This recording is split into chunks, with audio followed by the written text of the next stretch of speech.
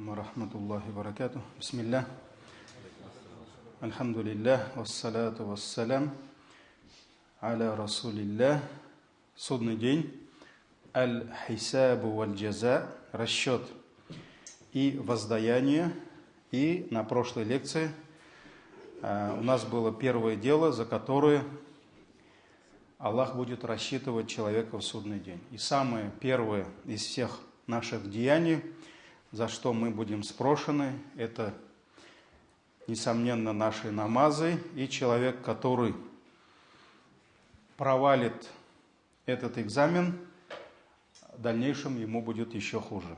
Поэтому от качества его намазов зависит, это напрямую зависит качество наших других дел. Поэтому, когда праведные халифы, они даже выбирали для себя помощников, писарей или еще кого-то, они обращали внимание не только на их профессиональные качества, но даже обращали на их богобоязненность и качество их намазов. Потому что человек, который не смог построить правильные, качественные намазы, то другие свои деяния он построить не сможет. И поэтому в судный день пророк ﷺ сказал, если человек преуспеет в этом вопросе, то есть он сможет достойно ответить, у него намазы окажутся достойными, то дальше отвечать на другие вопросы, то есть отвечать за другие деяния будет ему проще. Иншаллах, начнем приводить несколько примеров расчетов в судный день. Конечно же, вера людей, богобоязненность людей, деяния, которые они совершают, они не одинаковые. И поэтому расчет в судный день для каждого человека, он будет особенным. И мы не можем сказать, что вот он расчет, вот он аят, вот он хадис, и он для всех одинаков. Нет. Расчет, он не будет одинаковым для всех людей. Будет категория людей, для них расчет будет очень тяжким. То есть это куффар, неверующие, это мушрики, которые предавали Аллаху кого-то, что-то в сотоварищи, да? Это те, которые восстали против религии, против пророков, против книг, против истины, обвиняли во лжи посланников. То есть это самые худшие люди, и, конечно же, для них в судный день расчет будет самым тяжелым, самым тяжелым. Расчет может быть долгим и тяжким, не только для кафиров, но и для мусульман, грешников, которые были приверженцами единобожия, да, они мусульмане, но они совершали множество грехов. Для них тоже расчет будет очень тяжелый. Но будет категория тех рабов Аллаха, которые войдут в рай без какого-либо расчета. То есть они их даже останавливать не будут. То есть никакого расчета. Аллах не будет спрашивать про их намазы, про их дела. Это будут самые достойные члены уммы мусульманской, так ведь. И, конечно же, таких будет очень немного. И как в хадисе говорится про них, их будет не более 70 тысяч человек. То есть 70 тысяч человек в истории – это очень мало. Но, на что указывают хадисы, это самые лучшие члены этой уммы, которые обладали самой глубокой верой. Это были самые богобоязненные, самые праведные, которые больше всех трудились на пути Аллаха. То есть они не будут подвергаться расчету. Все, они сразу напрямую уйдут в рай. Будет категория людей, которые будут подвергаться расчету, но их расчет будет легкий.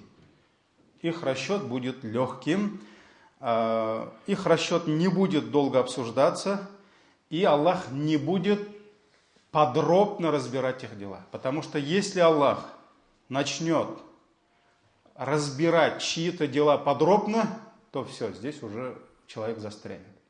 Потому что выявится, а у Аллаха ничто не теряется, так ведь выявится, что у него огромное количество чего? Недостатков, изъянов, погрешностей в его намазах, постах, других закатах, садака и так далее, и так далее. И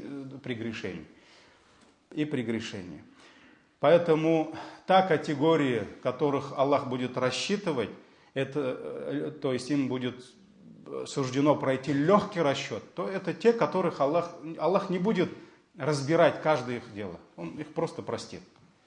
Поэтому для них будет расчет легким. И про это Всевышний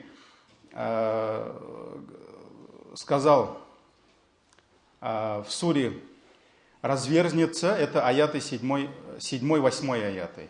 То есть Аллах говорит, тот, кому его книга будет вручена в правую руку,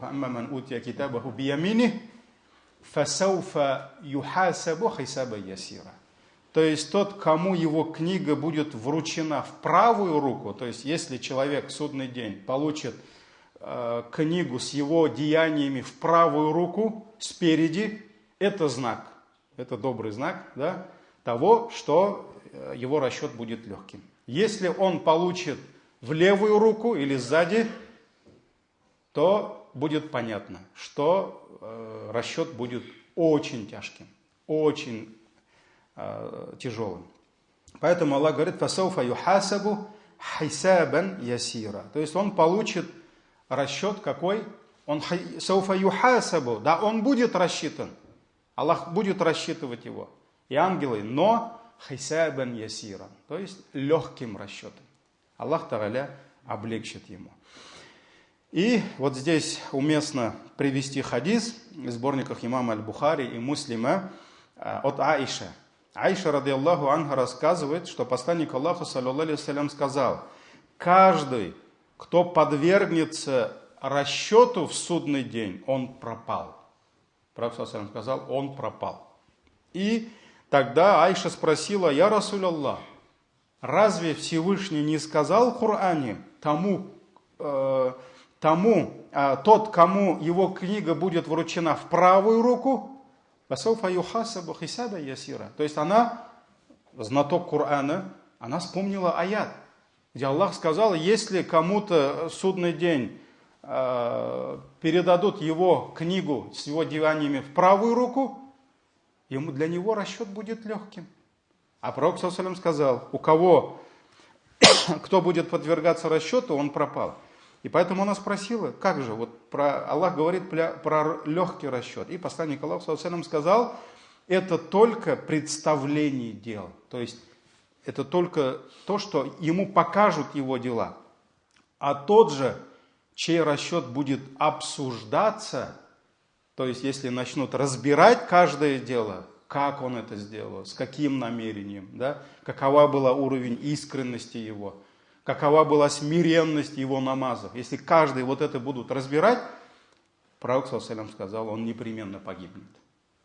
Он непременно погибнет. Этот хадис передали имам Бухари и Муслим. И имам Ан-Навауи сказал, комментируя этот хадис: расчет с обсуждением каждого дела означает, что дела человека будут разбираться очень тщательно и подробно.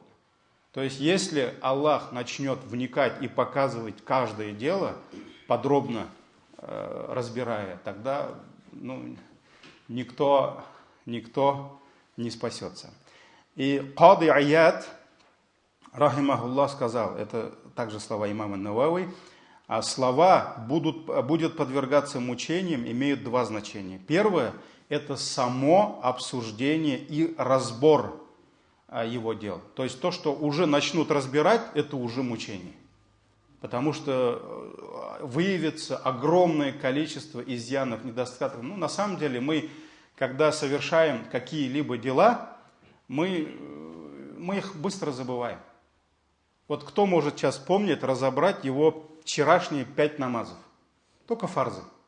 Вот кто Кто-нибудь сможет вот так, утренний намаз, у меня был такой-то, я читал такую-то суру, там-то, в такой-то мечети, там, например, да, или говорил такие-то зикры. Вот можем вспомнить вчерашние, не за год, не неделю назад, да, не месяц назад, а вот вчерашние 5 намазов. Кто может вспомнить и разобрать сейчас полностью? Описать? Нет, мы слабые, мы все это забываем. Даже когда иногда мы понимаем, после завершения намаза, что не тот намаз, не то качество оно было. Мы о чем только не вспомнили, что только в голове не разбирали, да, из этих мирских вещей, да, что мало было смиренности в этих намазах, где-то мы поторопились, где-то мы только на последнем ракавате вспомнили, что мы на намазе, да, перед Аллахом стоим. То есть мы это там можем подумать об этом, но мы все забываем. Вот просто обычный вопрос, вот попробуйте разобрать вчерашние ваши намазы, а завтра сегодняшние намазы. Мы забываем все. А все у ангелов, оно все записывается. Записывается не только наружное деяние намаза, харакят, да, наши телодвижения, наши зикры, тасбихат, также записывается и внутренний мир намаза. Каково положение твоего сердца во время намаза, во время суджудов, каково было, о чем ты думал. Да, вот поэтому Кады Аят говорит, то есть слово «они будут подвергнуты мучениям» имеет два значения. Первое – это уже само обсуждение и представление дел будет мучением, потому что человек получит очень много порицаний. Человек услышит очень много упрека, это будет и очень много позора будет, когда будут разбирать эти дела. И второе, это вот этот расчет, когда будут разбирать каждое наше дело и выявится огромное количество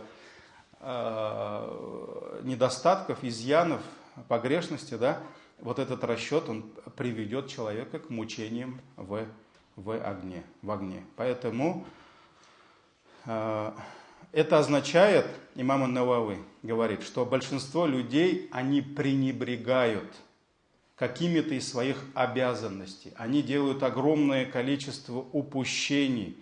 И те из них, чьи дела будут разбираться подробно, и кому не простятся их грехи, они войдут в огонь. Однако все мы знаем и все мы надеемся.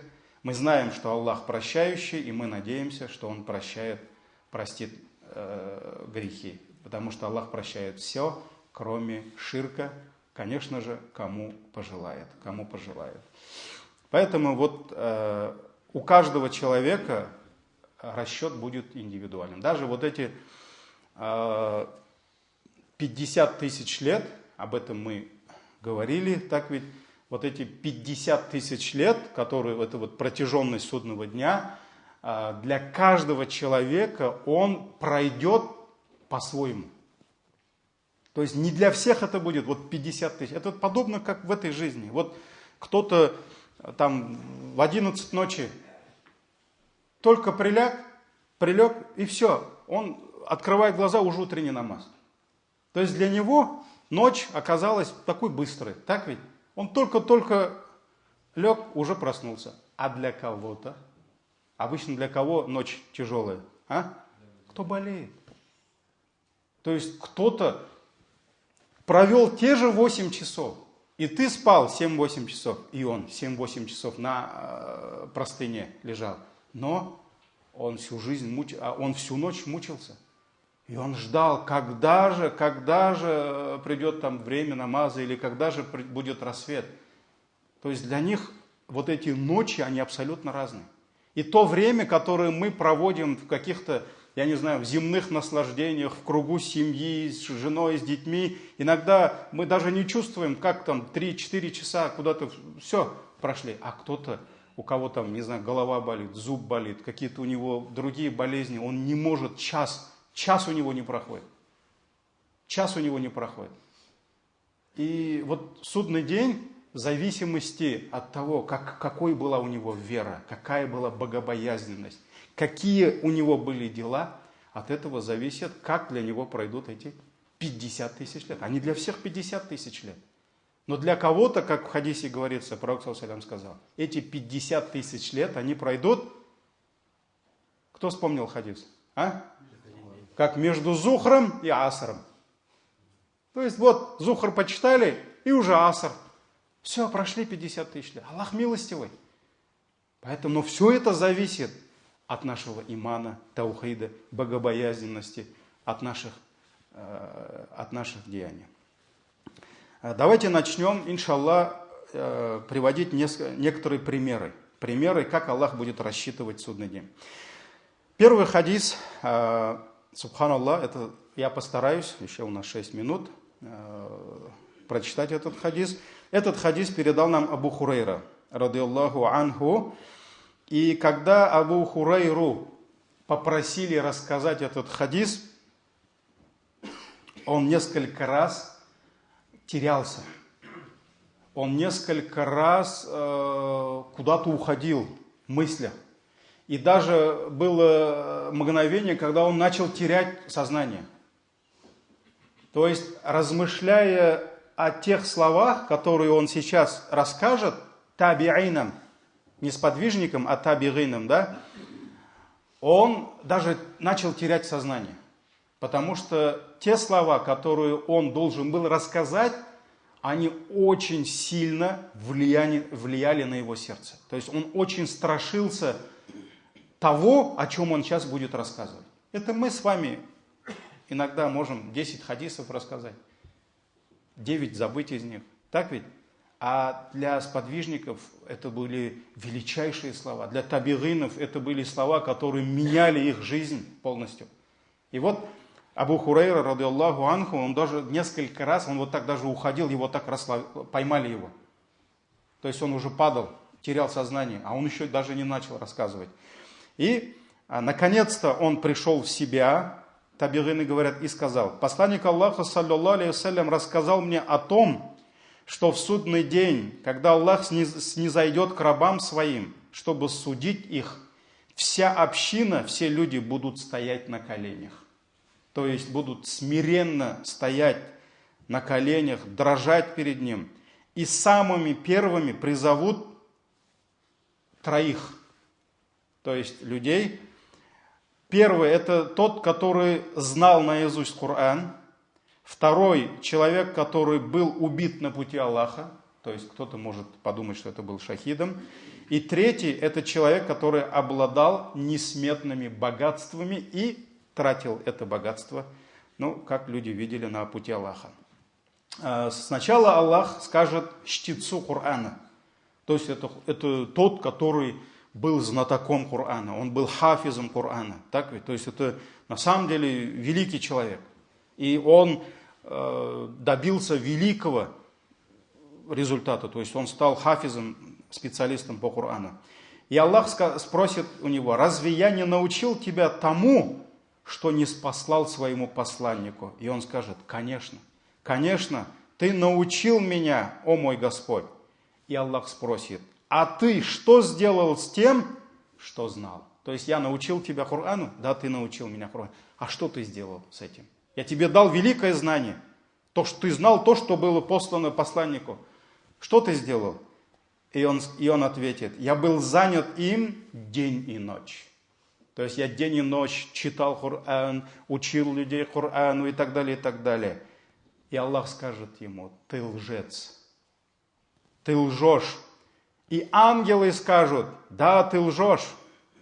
Потом Аллах скажет: нет, ты хотел только, чтобы люди говорили о тебе. Ты такой-то хафиз, ты такой-то кари, чтец.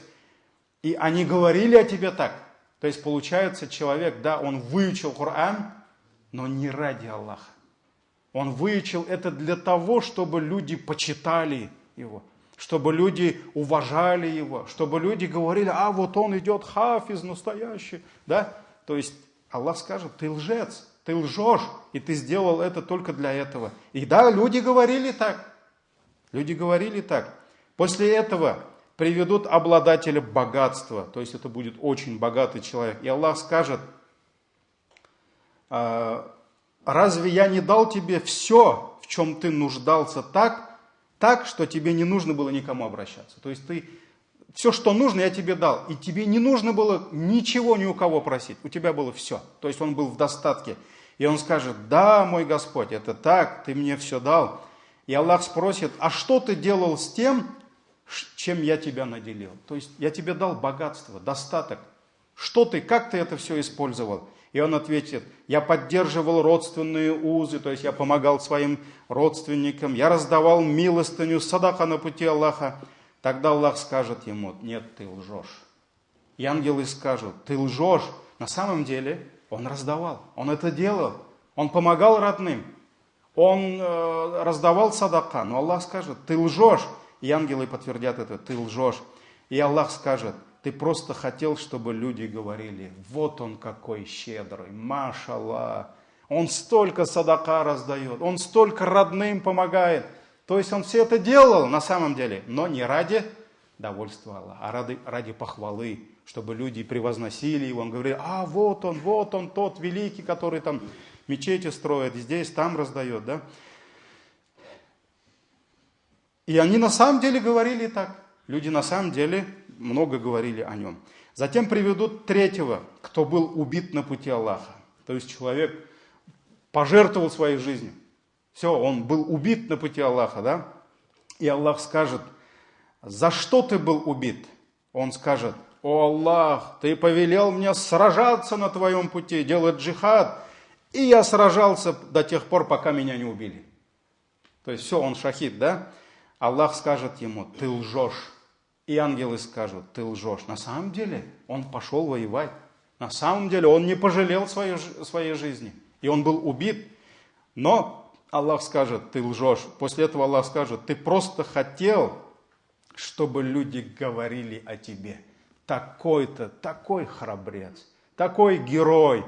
Ну, в истории мы знаем очень много войн, когда воины погибали только ради славы. Так ведь? Чтобы после его смерти люди превозносили его, говорили: вот он какой храбрый, какой герой. И они на самом деле говорили так. И рассказав об этом, посланник Аллаха, саллаллаху алейхи вассалям, Абу Хурайра говорит: хлопнул меня по колену, ударил по колену и сказал: о Абу Хурайра, вот этими троими Аллах разожжет пламя ада в судный день. То есть пламя ада, оно будет в каком-то спящем режиме, вот так скажем, да? И вот этими троими, это самые лучшие, можно сказать, да? Это самые лучшие. Первый — это ученый, хафиз. Второй — он садака раздавал, всем помогал, родственникам. Третий — это кто? Который пал на пути Аллаха. Он свою жизнь не пожалел. Так ведь? Казалось бы. Но у всех, у троих проблема где? В сердце. У них не было искренности. Они это делали ради мирских благ. Ради того, чтобы люди там хвалили их и так далее, и так далее. И вот шайтан, на самом деле, он перехитрил их здесь. Он просто намерение им поменял, и все, они здесь проиграли. И этими троими Аллах разожжет пламя ада в судный день. Этот хадис передал имам Муслим, Тирмизи, Ан-Насаи. Ну, иншаллах, продолжим. Субханак Аллахума бихамдик.